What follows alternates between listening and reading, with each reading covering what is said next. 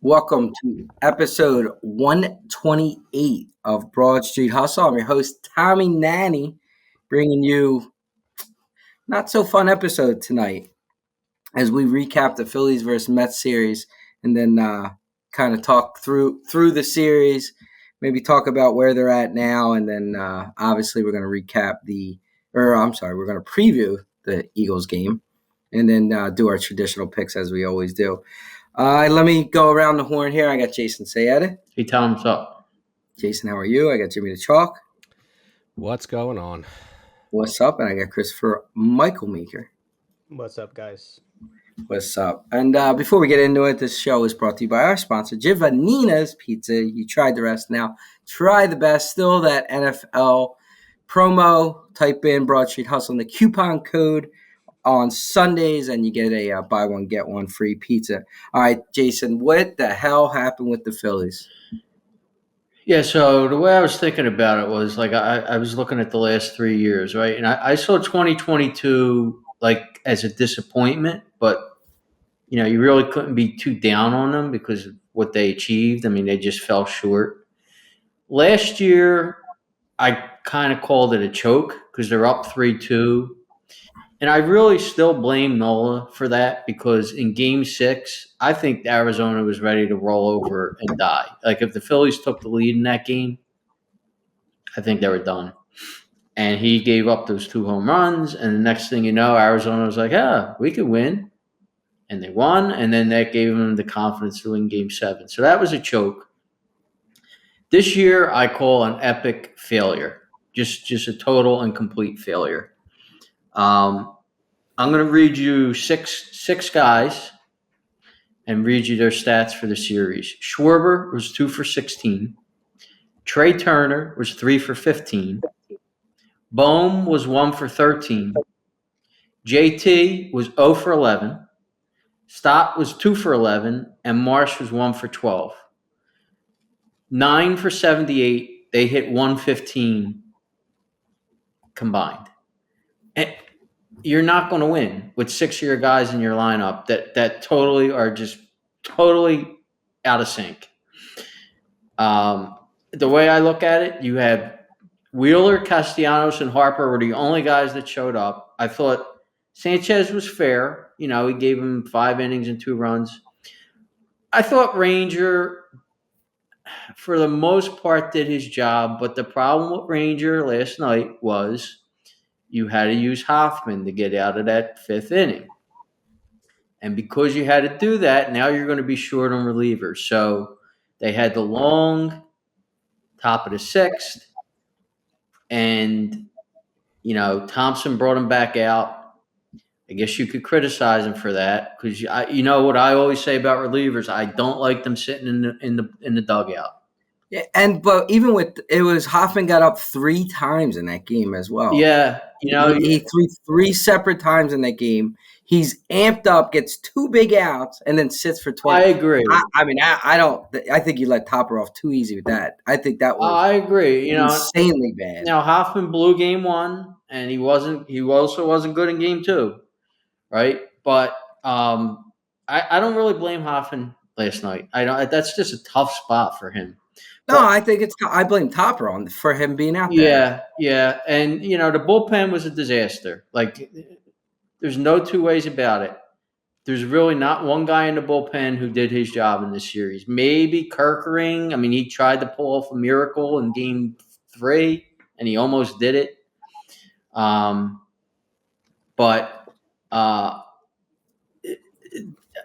they have problems, and I'm sure we're going to discuss them after. But there's one guy above all else who I blame for this, and that's Dave Dombrowski. And I'll leave it at that, and then I want you to come back to me after because I have a lot to say about him. All right, Chalky, I feel like Jason let them off the hook a little bit. I was expecting a little more heat behind that. But I want to give these guys a chance. So I'll yield it to you.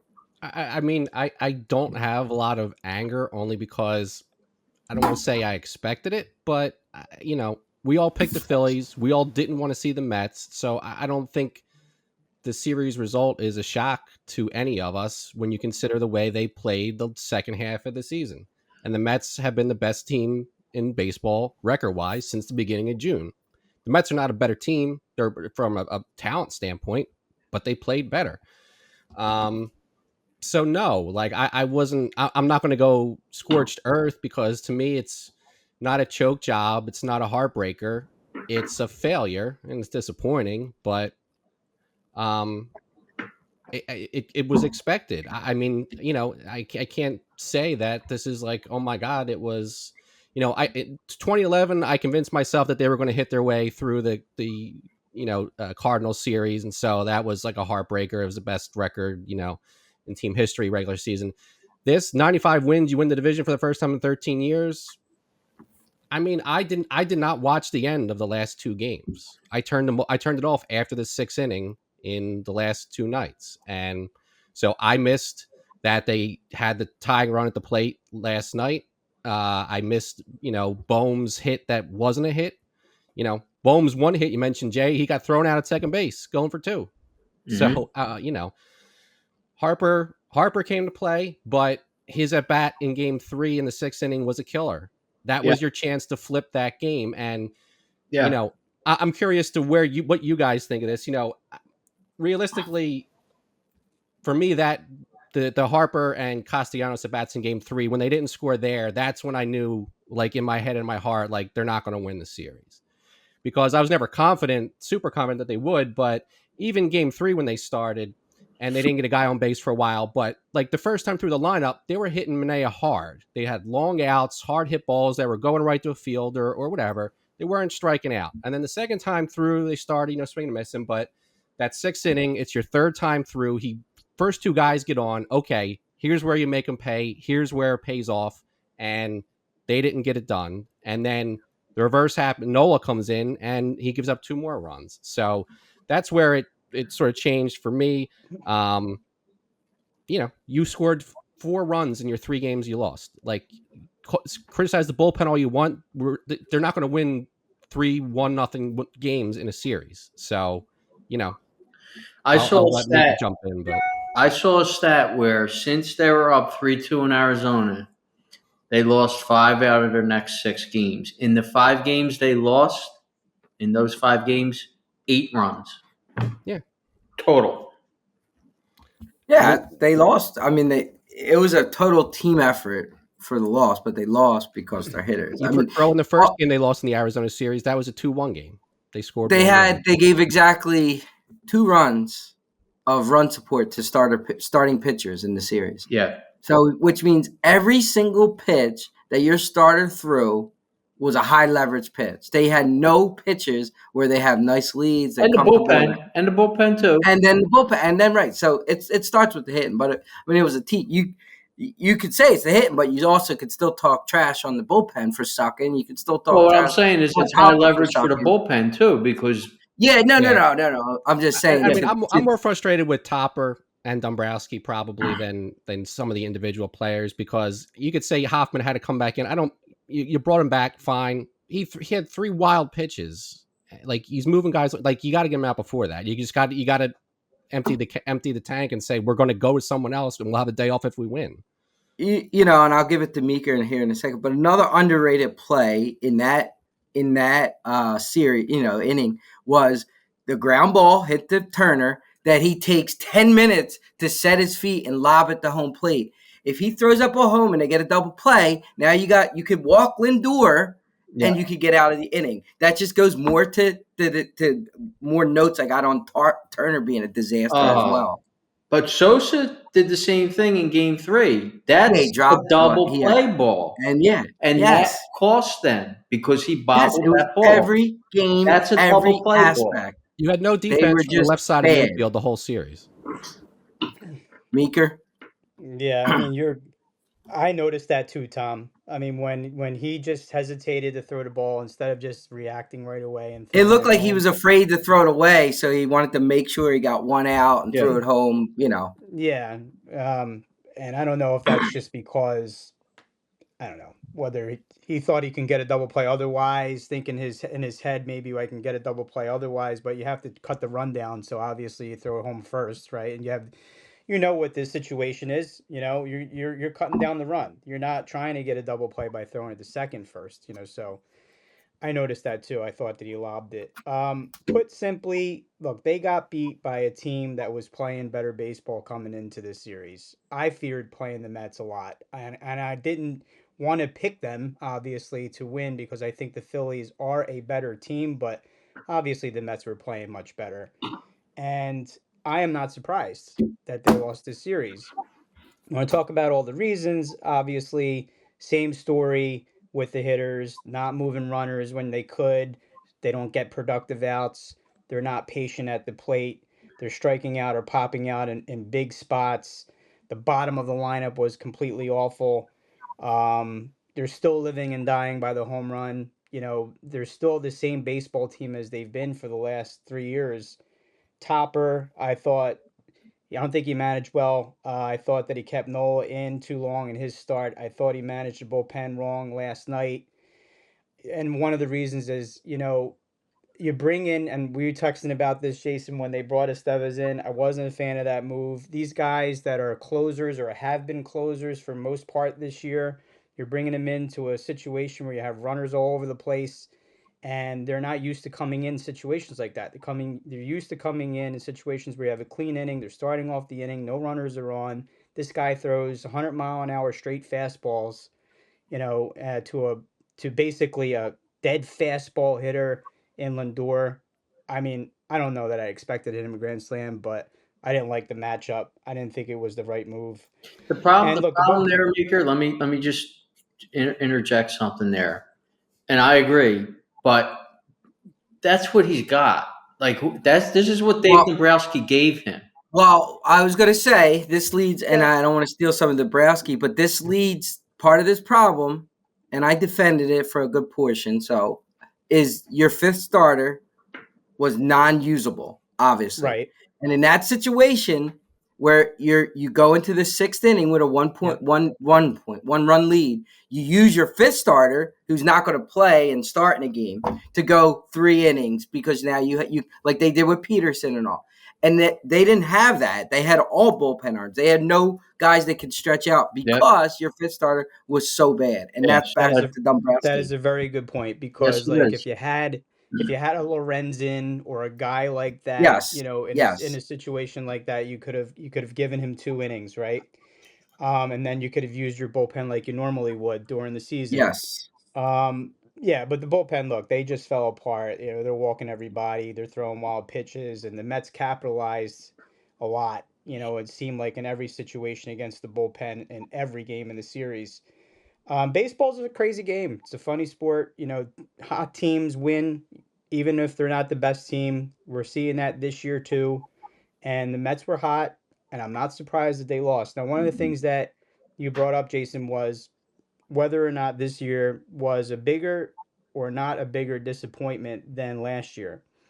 Now, I kind of feel that the Phillies were kind of an anomaly to what I just said because they were a hot team going into that Arizona series, and they blew it. To me, last year was a bigger disappointment to me than this year because I thought this team was ripe to get picked off because they weren't playing good baseball because of some of the flaws that we're talking about. They weren't hitting, excuse me, hitting coming into this series. You know, they struggled to basically be 500 since the middle of June, and so I kind of look at 23 as a bigger disappointment than I look at 24. Do I think that the 24 team overall, talent wise, with what they added or what they, versus 23? I do. And that's what makes it a huge disappointment. But if you're not playing well going into these playoffs, you're going to lose. And the depth of the starting rotation, like you're talking about, not having that fifth guy is a really, really big point with this last game because you knew Suarez. I mean, Suarez battled. He basically left the game with runners on base, but he didn't give up any runs. And you knew he was going to give you maybe four if you were lucky. So now you have to piece together 5 innings, and they were bad to begin with going into that game, and they just imploded even further, and that's the reason why they lost the series. Well, one of the reasons, of course, the lineup was the biggest reason, probably, with what you just mentioned with those 6 players. But what kind of changes they're going to make. Obviously, we're going to talk about that here. Yeah, hold off on Yeah, that because but I we'll think get they've. into My point of not going to get into it specifically. I'm just saying that there needs to be some changes on the team, and some of these favorites, that we have grown to love, I guess, over the last 3 or 4 years, we might not see them back, and a it. couple of these guys might be gone.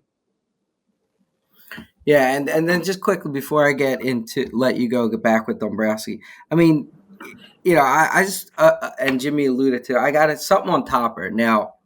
Some of the moves because we were texting back and forth, and we said Hayes got to come out, and so we agreed with them, but we're also not the coach, and we're not held accountable for the decisions we make. Topper is Rojas, Hayes, and Sosa were 14 for 19 against Quintana. Marsh, Sosa, and whoever the other guy, Stott, were 0 for 9 coming into it. And he decided that that's the time I'm going to not go matchup. I'm going to just say, these are my guys.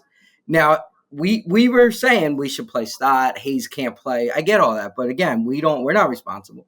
That was the time he did it. And he played Wilson the week before. And no decision he made worked out. No. He has to be held accountable for that. I'm sorry. I just don't. I can't let a coach off the hook for that. He made mistakes for sure. He made mistakes. I just feel like he's playing the dealt that he was given him by. Yeah, right. And you play those guys, they probably go 0 for 10, just like the other guys. I don't. The problem with Rojas is Rojas has not shown in the playoffs. He's in the playoffs is worse than the regular season. Yeah. I agree. I'm just it seemed like all this stuff was desperation, not calculation. Yeah. My complaints on Topper was more the bullpen management and the way the staff was handled. I mean, we've criticized him for just standing pat sometimes, where it's like he's going to let the guys ride it out, and he made some changes in the lineup. It didn't work out, but nobody else that sat on the bench was lighting it up either. But to me, the bullpen and the pitching was where I would criticize him more than the lineup. Let me ask you what you think would have happened. Let's say that Estevez gets out of that inning somehow. They don't give up any runs, so the game's 1-1, or what is it, 1-0, basically, right? Because they're winning the game. Or maybe he gives up 1 run, somehow ground ball, someone scores. How are you piecing together the rest of that game? Well, that's a good question, because none of these idiot reporters asked him who was going to close the game if it was 1-0. I think it was going to be Wheeler, because Strahm here's my thumb. Strahm would have had a pitch. Strahm would have had a pitch an inning. Who am I missing? Kirkering would have had a pitch. Kirkering would have had a pitch. Yeah. You're short. Who are you closing with Ruiz? No. But my question is, he Sanchez would be available too if needed. So I don't know if you put him in. He said he could pitch 1 to 2. Yeah, but last night, yes. Wouldn't you brought him in the 6th? Wouldn't that have been the inning to bring him in? Well, I don't think you want to. Well, to start the inning, maybe. But to start the inning, to start the inning, yeah. Yeah. It all goes back to the point you made, where he didn't have a length guy. They didn't have a length guy because Dombrowski didn't do his job this year. And that's why, I think Thompson made a handful of mistakes in this series. But I can't totally kill him because he's playing the bad hand that Dombrowski gave him. Yeah, I mean, and Dombrowski, we talked about it during the trade. He decided to go culture over talent, it seemed like, right? He didn't replace Stubbs, so JT played more. He didn't get rid of some of those, or didn't want to trade any of the young guys. But so they thought their culture would carry them through, and it obviously there's a hell of an outfielder, playoff performer who's still playing right now, who I wanted them to get for 2 years now. Yeah, Tommy Pham, and he's still playing right now, and he's still contributing. Whereas the clown that he brought in, Hayes, couldn't even play. You couldn't even put him on the field. No, and now if you want to get into your Dombrowski rant, go all for right. it. So Dombrowski was hired on December 11th, 2020. He immediately signed Didi Gregorius, mistake. Archie Bradley, mistake. Chase Anderson and Matt Moore. They did a hell of a lot for him, right? So now 2021 comes around. He trades for Gibson and Ian Kennedy at the trade deadline. How'd that work out? Okay. Let's move to 2022. He signed Brad Hand. How'd that work out? All Real right. bad. Now he signed Schwarber and Castellanos. Okay. I mean, he had an open wallet, so it was hard to make a mistake with those guys, but they were good signings. Bring up what Jimmy D brought up. He traded Logan O'Hoppe, who is a very good young catcher, very valuable, for this Brandon Marsh clown, who's not going to be here next year. He's one of the guys that's going to be gone, right? That's a bad trade. He traded Ben Brown, who's a good young pitcher, for David Robertson. Maybe he helped them a little bit in 2022, but I don't know how that trade's going to shake out.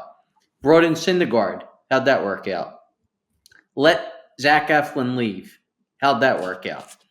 Then he signs Trey Turner to this massive albatross of a contract that now they're stuck with this pig, this underachieving player. They're stuck with him for 8 more years that I don't know how they're going to get rid of him. And he is a problem, okay? He brought in Strom. Now, listen, Strom had a bad series, but Strom is he's a good reliever. That was a good signing. Give him that. Yeah. He also brought in Taiwan Walker for 4 years and $72 million. How'd that work out? Let's move to 2023. He brought in Craig Kimbrell. How'd that work out? He traded Vierling for Soto and Clemens. How'd that work out? Okay. Junior Marte. Okay. He brought in Weston Wilson. All right. So he brought in Josh Harrison, Sam Coonrod, Christian Pache. He signed Hoffman. Good signing. Traded Bailey Falter for Rodolfo Castro. How'd that work out? And then he brought in Lawrenson. Michael Mercado. How'd that work out? Brings in Turnbull. Okay, maybe that's going to be okay. David Dahl, Whit Merrifield, and then he trades Dominguez and Soto for Hayes, and he trades for Estevez. Those are his moves. How did he do with those moves? Buy him a plane ticket to Nashville and tell him don't come back. I mean, that's honestly that's a fireable 4 years to me. I know he's a Hall of Famer. I know he's led teams to championships. This guy has failed here. Yeah, and he was known for like going for it. Now, unless the Phillies put restrictions, which I can't imagine, but he was known for going for it at trade deadlines. At trading younger guys he did not. He hasn't done that. I mean, how he said it all year. Those moves there's disaster. There's landmines in those moves. Trey Turner, I'm at my wit's end with him. Like, I don't want to see him back on this team, but I don't know how you could get rid of him. How you get rid of him? He's a problem. No, he has to go back to playing how he played in years past. I mean, he's a wild swinger. Like if you want to talk players who I have a problem with in this series, he is number one. He's number one. Look, we were all for the signing when it happened. I agree. I was too. Yeah, I can't.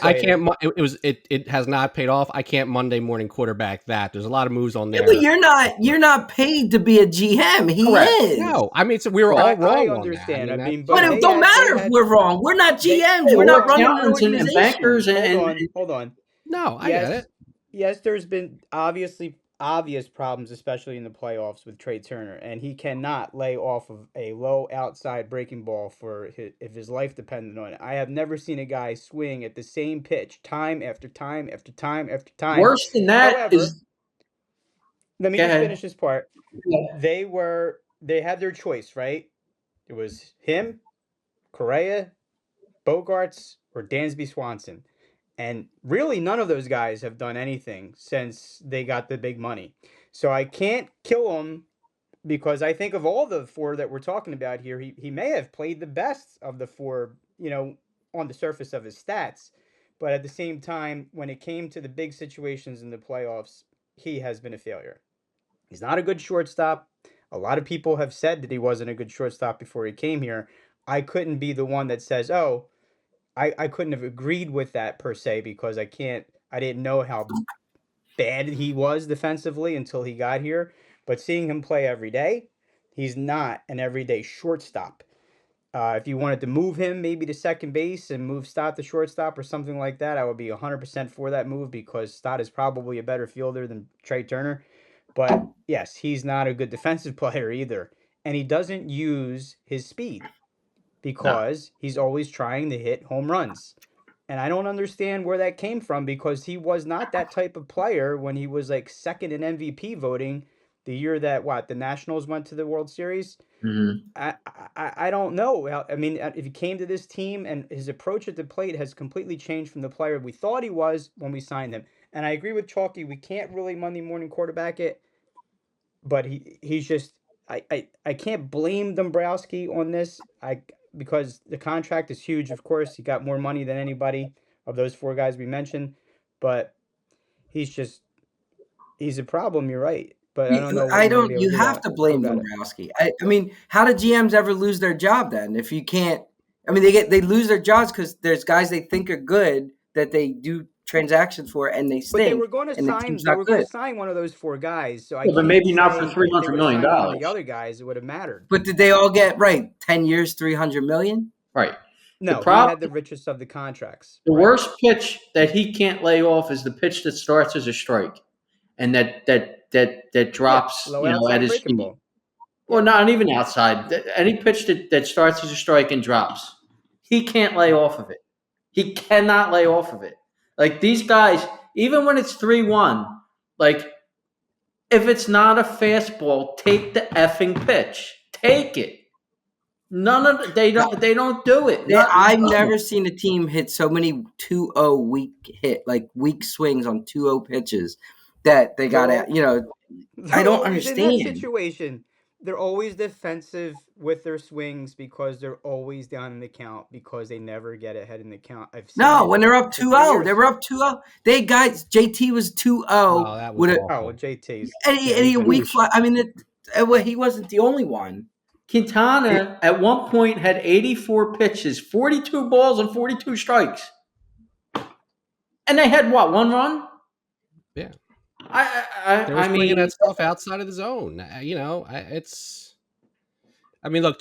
So, I Did mean, for you me, the did you biggest mistake for Dombrowski was not making.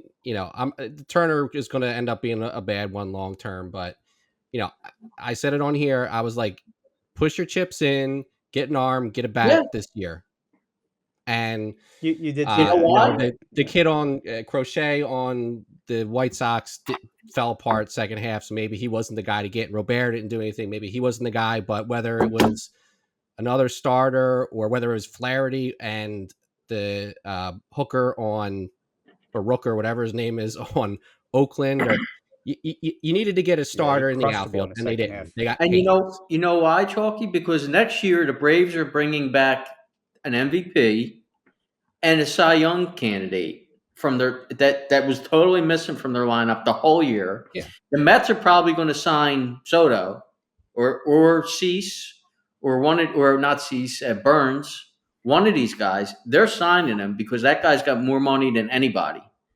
He's going to bring in a big name, at least Yeah, one. I mean, it'll to what Tommy was saying. I don't think Dombrowski was restrained with the purse strings. I mean, Middleton wants to win. Middleton will go into luxury I tax agree. hell in order to do it. So I don't think getting bringing in a big contract would have turned him off of that. But now you say, okay, well, Soto's going to be your prize free agent. He's going to get a bad contract. He's going to get 15 years, whatever. It's going to be bad at the end. But you don't know, like, that he's going to want to come to Philadelphia if you really push hard for Soto, because the Mets, he might win a World Series with the Yankees and want to stay. The Mets might push or whatever. So, when you're competing with those teams, you might not be able to get the guy, even if you're willing to go above and beyond. Here's the So, problem. Go I ahead. don't know what you can trade for, but Here's the problem with Soto with the Yankees is the Mets are going to offer him the most money, the biggest contract of all time. Are the Yankees really going to want to sign him to a bigger contract than Judge?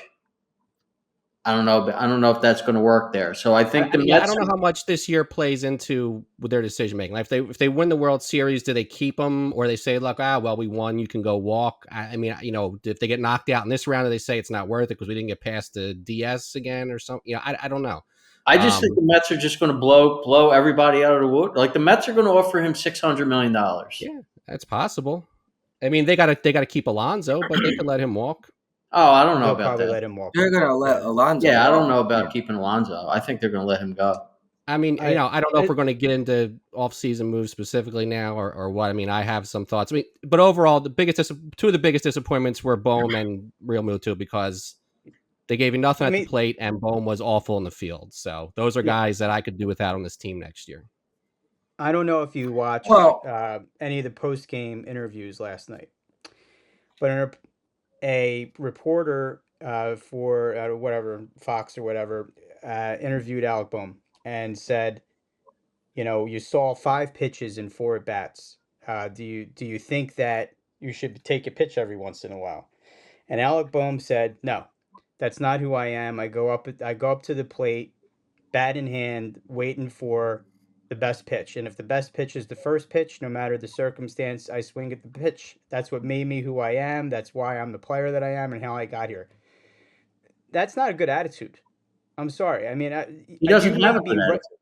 Yeah, you may be right in your mind. You might be right by just telling the truth and saying what's on your mind, and that's what got you there and all that. There are situations in a game where you have to take pitches. It's really that simple. And that guy just doesn't know how to do that in situations that it calls for. And that's the kind of, and I'm I don't know. I'm not like a Bohm hater or anything like that, but when I hear a player say something like that, instead of saying, well, of course, in certain situations I think it's best to take a pitch or two, not just look dead red fastball and then swing at the first pitch if I like it. That's not how you play baseball, you know? And I just felt it was a telling sign of his overall attitude. Yeah, And but I mean, maybe the other players don't say that in a post-game interview, but they all have that same discipline at the plate. Yeah. Harper did it in Game 3 when they walked 2 guys and he's swinging. Yeah. He's swinging at the first. That's the problem is their discipline and their recognition. They don't care what the situation is. They go up. I mean, Castellanos does it all the time. Now it's worked out Bryce for him. Harper has won 2 MVPs. I don't have a problem if that's what he wants to do. Well, here's the pitch is bad, but Bohm has not won 2 MVPs and has hit 170 in the last month. But here's the issue, Meeker. Here's the issue: is it's okay to have 1 or 2 of those guys in your lineup. The whole team's that way. They have right. Everybody does that. Yes, that's the problem. That's the main problem. And Ruben Amaro brought up a good point too. It's the same point I always bring up about Turner. Is you need consistency. You can't have a guy hit 500 for a month and then 100 the next month. You can't have that. And they have too many guys that do that also. They don't have enough consistency in the lineup. Yep. All right. Well, let's get quick because we still got to do a little bit on the Eagles. So where do they go? What do they do from here? And we don't got to get into too much detail because I know we're going to do an episode around that when free agency and the season's over. But I don't know, Jason. Do you want to go through a few guys that are going to be gone, kind of deal? Well, I'm not going to bring up who they should be bringing in because, like you said, we'll go over. Yeah, that's good. But they need a closer. Whoever it is, they got to go out and get a closer, right? They need a 5th starter. So Taijuan Walker, whatever you got to do to eat that contract, he's got to be gone. You got to be gone. You got to bring in a 5th starter. Now, what's name's probably coming up at some point in the year? Painter, right? So maybe you don't need, maybe you need a Quintana or something like that, like a low-priced guy that could get you through to July or August. All right. They need a left fielder. That's the end of the Brandon Marsh nonsense with Weston Wilson and everybody else and Austin Hayes. You need a left fielder that could play. Center field, I don't know what's going to happen with the kid Crawford. Maybe he's going to be ready soon, but you need a better center fielder than you have. And I'll harp on this again. You need a better backup catcher, whether it's Marshawn or somebody else, because they're not getting rid of Real Muto. He's here. I'll give Real Muto a break because he got hurt in the middle of the year. Maybe he didn't. Maybe he didn't heal right or whatever. And I bashed Real JT more than anybody. I thought he was terrible. automatic. But I'm going to give. But at this point in his career, he's also not your 5 hitter. He's your 7, 8. He's your 7, 9. Correct. And right. He's very good defensively, and he's good. Yeah, so that's fine. I'm fine with him. But you need Marshawn or somebody to play 55 games, right? And maybe Real Muto plays 105 games during the year. So those are the moves that they need to make. Chalky, where do you think? Yeah, I mean, like I mentioned JT. I don't want to sound like I'm anti-Real Muto, but I think he's shot. I mean, if he's going to be your 8 hitter, okay, he can still bring you some. But he was out for a while this year. I think he's just coming towards the end. 0 for whatever in the series. He got hit by more pitches than actual hits he got. He was big. So that was a liability. I mean, somebody said that the next hurricane ought to be named Phillies 5 through 9 because it won't hit anything once it gets to landfall. If that was the case, but realistically, he's not going to get moved. But I think you need to get somebody that plays a lot more coming in. I would look to do something with Bohm, Marsh, probably Ranger. Maybe. Well, Rangers' contract's up. I didn't know that until and Walker, you got to figure something out with. I think Painter may break the camp with the team, so you still need another starter if you do something with Suarez. But Marsh, you need an outfielder. I think Marsh is and then I would maybe move Bohm, but you need to have somebody play third. And he's tradable. I think Bohm is the most tradable guy that you could get something back for if they decide to go that route. 2 months ago, I would have said maybe you look to move Stott. Now I think you keep Stott and you try to move Bohm. Meeker, how about you? Yeah, well, I kind of agree with pretty much most of what you guys said. I'm Marsh gone. Estevez is not your answer at closer. You're going to need a closer. I think Alvarado's gone. I think Walker's gone. Yep. And I think what they need to do is figure out whether they can move one of these 2 guys, whether it's Bohm or whether it's Stott, and maybe another player or prospect or 2 to get the best left fielder you can get. A power hitting left fielder, someone like all these teams that are in the playoffs now, maybe not a Detroit or something like that. You look through their outfield, their left fielder, or their center fielder is one of the better players on their team, and we don't have that. And I think that's what we need in the outfield. You have 2 spots in your outfield that you need to fill, and you can go with a Rojas in center field or wait for Crawford to come and piece it together with Rojas, but you can't go with Rojas and that platoon situation in left field any longer. That's the end of that. Ranger, I was thinking about that. I wrote him down. I mean, could they make a move where you're piecing together a Ranger plus a Bohm or a Stott to upgrade that particular position to a team that's a good trade partner? Possibly. I mean, I think that's a nice package if you're going to make that trade. But I haven't looked around to see, what might be available at third or second base to upgrade the position. If it was up to me, I probably would trade Stott more than I would trade Bohm, because I just think that, Stott's a little bit limited against left-handed hitting, and I think it really hurts you, but I think they need to make some moves to upgrade the offense, and obviously need a 5th starter, and I think you could find that, just like you said, if Painter breaks camp with them, you're just going to need to, or if he doesn't, maybe you just get us through June or July until he's ready. Yeah. All right. I guess we can move on to the Eagles now. Wrap up the 2020, I don't know, what year is this, 23 MLB season, but another disappointment. 24. 24. I don't know what year are we in. 24. I honest to God didn't know that. All right, let's go from one. Let's go down the street, cross over Patterson Avenue from one loser to the next loser. We'll go to the Eagles.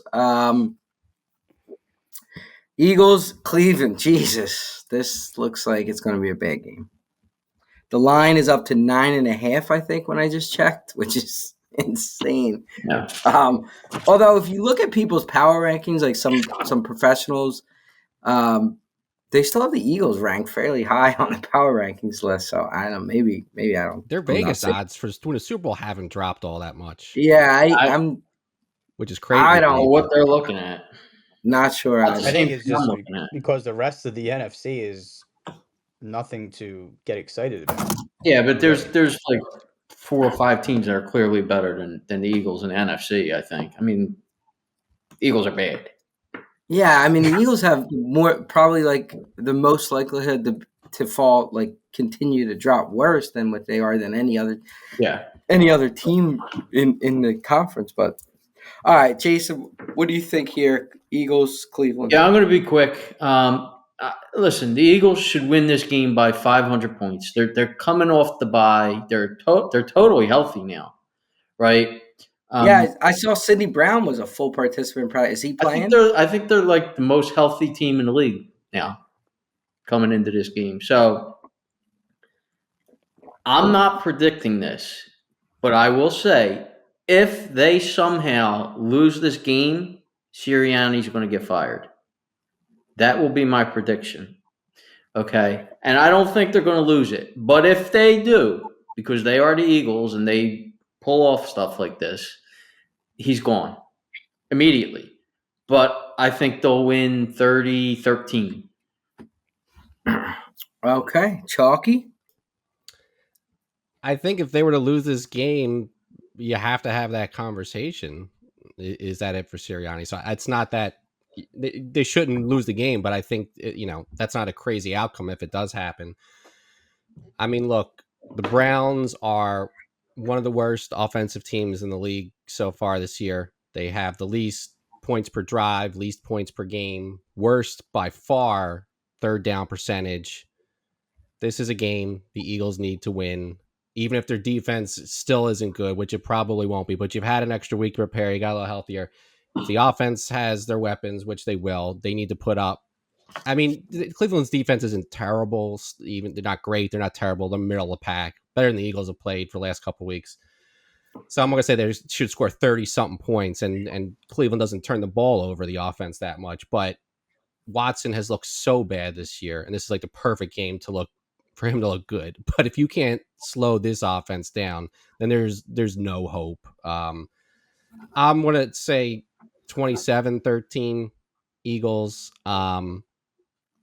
But it's just one of those. Yeah, I mean, Jason talked about the feeling that the Phillies ended the last 2 years, whatever you felt in the Philly season. But at least like at that point, okay, well the Eagles have the best record in the NFL both years when the Phillies fell short, and this year it's just like, all right, Sixers in 2 weeks. Like I don't know, but it's not exciting. The Eagles should win. If they don't, it's a disgrace, and they should win by more than 10 points. So 27-13. Okay, Meeker, your favorite team, Eagles? Yeah, well, my second favorite. Yeah, it's a get to me, and obviously it's a get right game for them. They're getting healthy, like you said. I didn't know they were the healthiest team in the NFL, but okay, they're getting healthy. Obviously, the Browns are coming off a pretty big beatdown at the hands of Washington. And you probably mentioned it already, Chalky. I mean, there's nothing good about this offense. They're pretty much last in every category you can think of. Their offensive line is down to only 2 of their starters. Their defense has been terrible against the run, so I think that the Eagles are gonna run a lot in this game, and I think Hurts is gonna run a lot in this game, even though Smith and Brown are back, because they are not good against running quarterbacks. It comes down to this, right? We've been talking about it. Hurts has to limit the turnovers. And if they turn the ball over once or twice, this game could be a close game.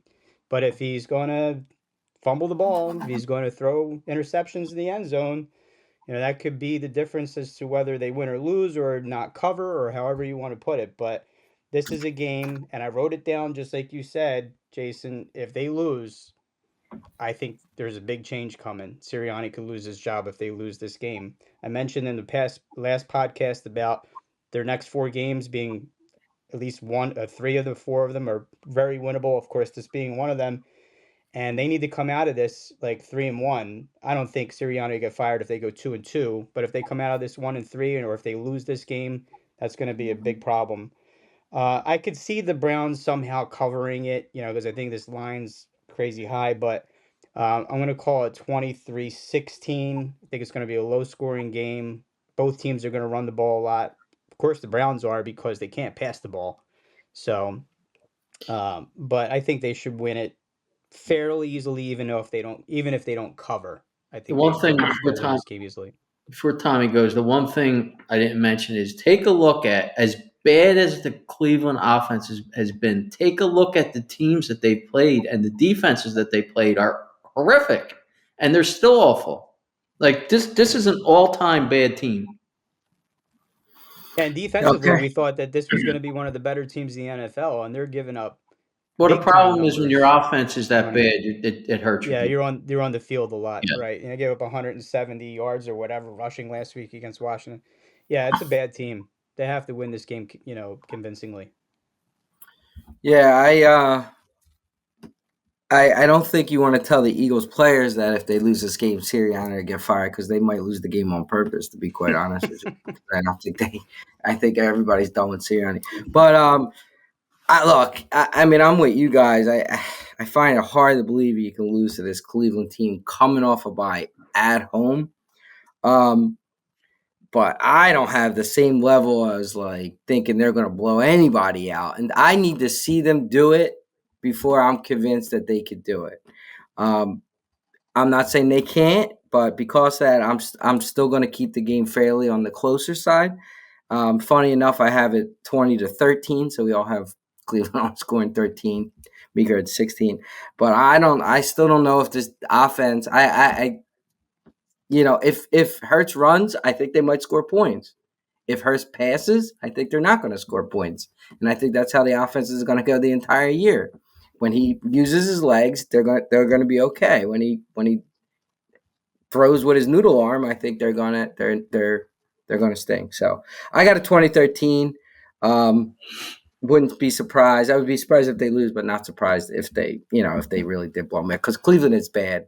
They are a bad football team. I mean, Watson is just bad, awful bad. He's ranked in the last, I think it's either 3 or 5 years out of 7. I don't know. It might be longer than that, because 750 quarterbacks.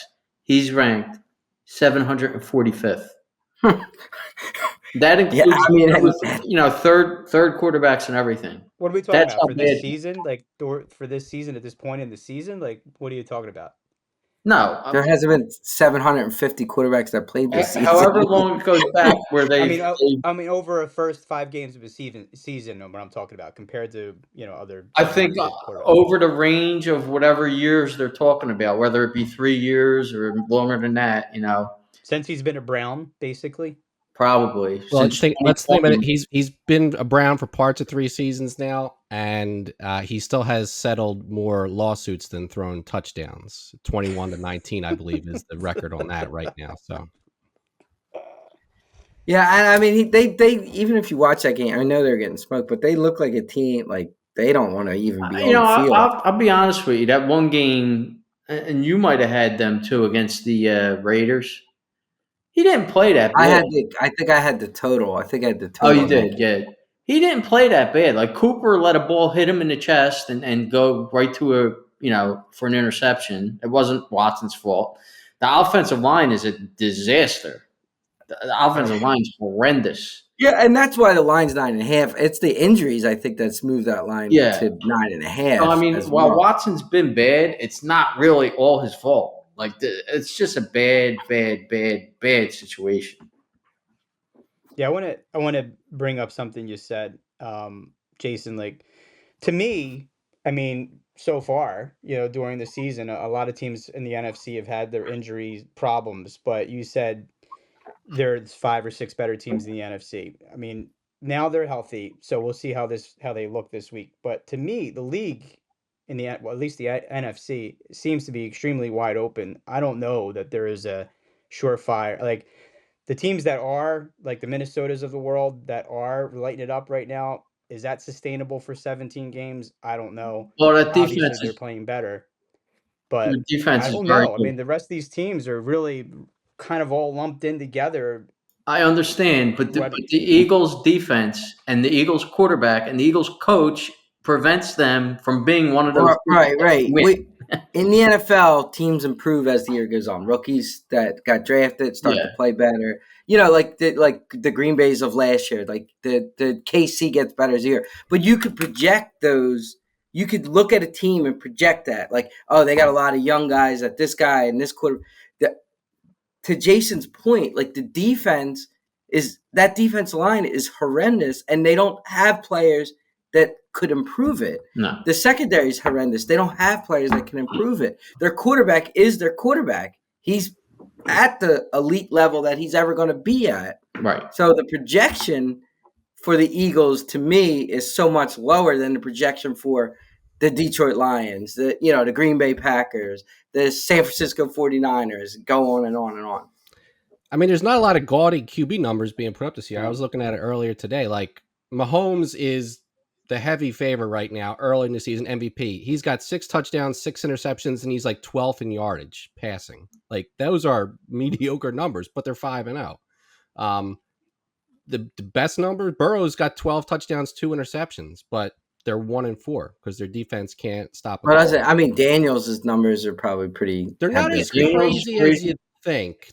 He's played really well, but he's only like 6-4 on touchdowns. He's run for 4 touchdowns, but he's got like 6 touchdowns passing, 4 interceptions. And Josh Allen actually has not turned the ball over yet this year.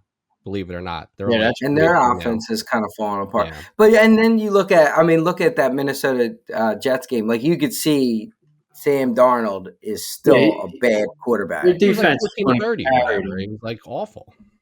Yeah, it's a shame because they have a nice roster and they have a good coach. Yeah. If they get a quarterback, like, they should really try to go out and get who's available. I mean, they drafted McCarthy, so they're not going to make a big splash. But but I mean, to your point, but they're in a position that they could make a run for the Super Bowl this year. They can make a trade. They're not going to do it upgrade from Darnold. Sure. Yeah, I don't think. I mean, when they're 5-0, they're not looking to make a quarterback change right now.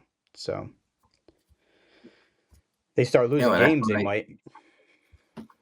Yeah, I think MVP's wide open. I mean, look at Purdy's EP, like, his numbers are insane, and he had injuries and stuff. So if they do start winning games, like, I think he's got a shot for an MVP. He's 20-1 right now. I mean, this could be the year you see a non-quarterback win MVP as well. Like that's.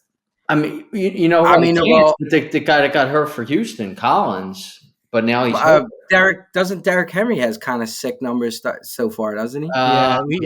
He's got the most touchdowns. I think he's got 6. Interesting enough, on DraftKings, the lowest odds on a non-quarterback is Barkley at 70-1. Yeah. Wow. But I mean, they're not going to give it to him because the Eagles are going to be 9-8 at best. No, but I think he's got a better chance than Kirk Cousins at this point, or Geno Smith. Yeah, no, I agree with that. Although Kirk Cousins, I mean, his numbers, Kirk Cousins' yardage numbers are pretty sick, right? I mean, he had 500 I just don't yards. think they'll win enough games, or he'll be good enough to be a better at quarterback. If you're going to pick a quarterback, I don't think it's going to be Cousins. I mean, I threw something on Daniels at 150-1. He's like 30-1 or 20. Yeah, I mean, they would love to give it to a guy like 10-1 right now. Is he 10-1? I got him 150-1. He's fifth on the. I don't think it'll last. I think he'll get figured out soon. In fact, I saw something where Belichick was showing how to contain him in their pocket, and that'll catch on soon. Yeah. All right, let's Jason, I'll throw it over to you. Yeah. So we'll go over league stats. So over under was 7-7 last week. It's now 35-41 on the year. The public again had another bad week. They're 6-8. They're now 29-47 on the year, 38%. We'll go with our picks last week. So Chalky again, 2-1. He had his best bet under with the Cardinals 49ers, where he caught a little bit of a break because the 49ers field goal kicker. Caught a lot of a break. That was very Yeah, lucky. their field goal kicker got hurt. That cost 49ers a game actually. But he had the under in the Ravens Bengals game, which was a loss. But he did have Texans winning the money line, so he was 2-1. I also was 2-1. My best bet was a horrific pick. Was the Cleveland Browns, who I will never, ever, ever, ever, ever, ever, ever, ever, ever take Deshaun Watson and the Cleveland Browns again. But I did win with I won with the Jaguars, but I got lucky with the Jaguars because the line actually went to 3, but we had 2.5. And then I had the under in the Monday night game with the Saints and the Chiefs, so I went 2-1. Tommy was 1-2. He lost his best bet with the Steelers. With that impossible touchdown that they threw with 15 seconds left. Yeah. He also had the Browns, so we took a loss there together. But then we took a win with the Jaguars, which we got a little lucky with, but we took a win. So yeah, but honestly, though, that was part. I mean, I'll like when the line changes, but if that line's 3, that changes. You might not take it. Yeah, I know. Right. I know. I mean, the 2.5 is part of the reason why you're taking it. Yeah. And then Meeker went 1-2. He had Washington, so he had the opposite side. That was not a little Joe Public. That was extremely Joe Public, but he won with that. But then his other extremely Joe Public pick with Seattle was a loss. So they lost to the Giants, and then he lost the under in the Bears and Panthers game. So on the year now, Chalky is now 12-3. Profit of $819, 80% win percentage, 55% or 58% ROI, 55. It's hard to read this. 55. I'm 8-6, $124 profit, 57% win percentage, 9% ROI. Tommy's 8-7, $29 profit, 53% win percentage, 2% ROI. Meeker 7-8, loss of $170, 47% win, negative 11% ROI. For the year, we're 35-24, $800 profit, 59% win percentage, 13.6% ROI. Best bets, I'm 2-2, lifetime 22-16. Tommy's 3-2, lifetime 22-16. Chalky's 4-1, lifetime 23-17. Meeker's 3-2, lifetime 18-21. For the year, we're 12-7. And overall, we're 85-70. For best bets, 55%, not bad. And for the overall podcast, so I'm 71-48, profit of $1,632. Back to a 60% win percentage, 14% ROI. Tommy 61-54, $376 profit, 53% win percentage, 3% ROI. Chalky is above 500 now. He's 61-60, still at a loss of $396. 50-point-something% win percentage, negative 3% ROI. Meeker 57-60, loss of $856, 49% win percentage, negative 7% ROI. And for a total, we are 250 and 222, $772 profit, 53% win percentage, 1.6% ROI. Okay. Well, it's time to get into picks. I'm going to close my eyes and say who's ever wearing like a maroonish color shirt will go first. Oh, that's Chalky. So Chalky first. All right. So best bet is going to be unders in the Buccaneers Saints game. That's under 41 minus 108. Hopefully Spencer Rattler doesn't throw for 5 touchdowns, but we'll see how that goes. Jesus, that's who's quarterbacking? Yeah, Carr's hurt, so Carr stinks, so I might not be that. I know. I didn't know it was right. I didn't even know they had him as the backup. Second pick is going to be under in the Packers Cardinals game. That's under 47 minus 108.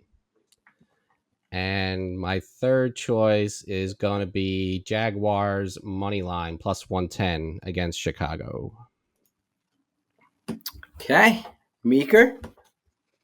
My best bet is the Jets plus 2.5 minus 112. Think they rally around this coach getting fired. That Okay, claim That's are we legit. okay? minus 112. Yep. I'm going to go against Chalky, and I'm going to bet the over in the Green Bay Arizona game. That's over 47 minus 112.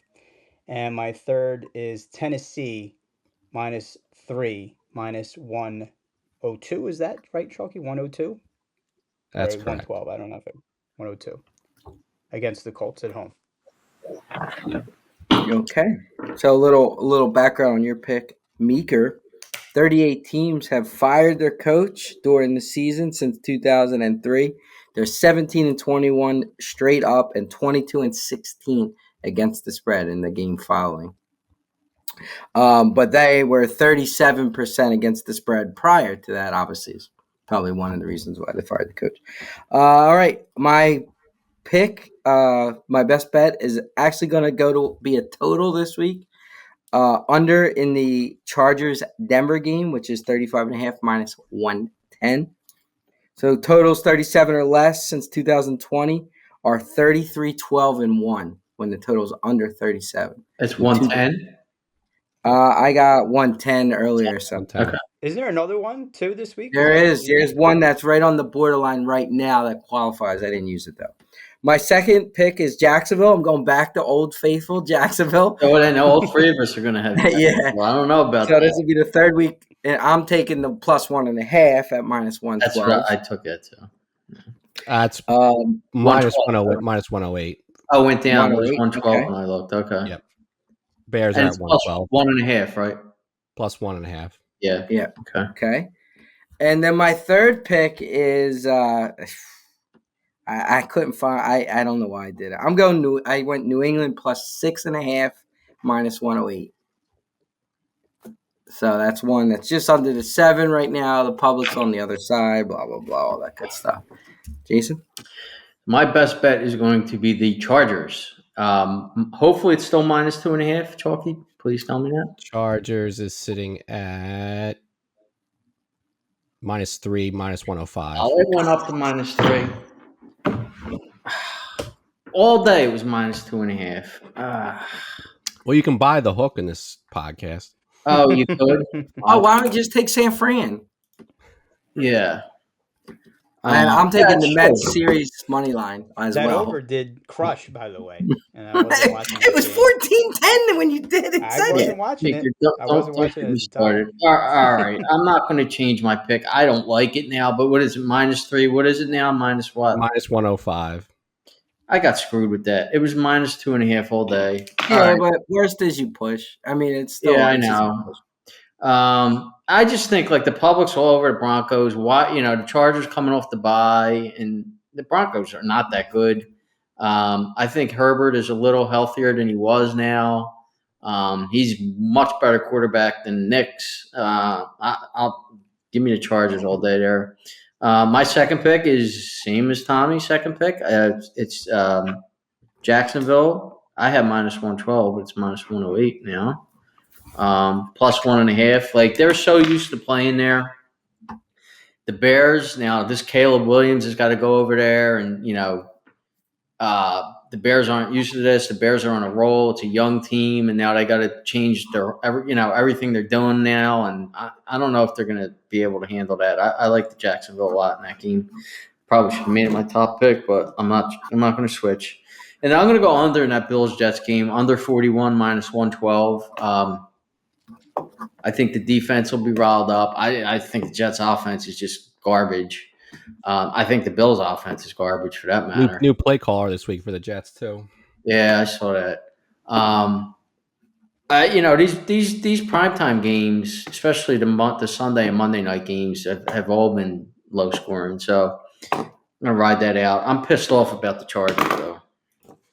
All day, I checked that like all day, and it was 2.5 all day.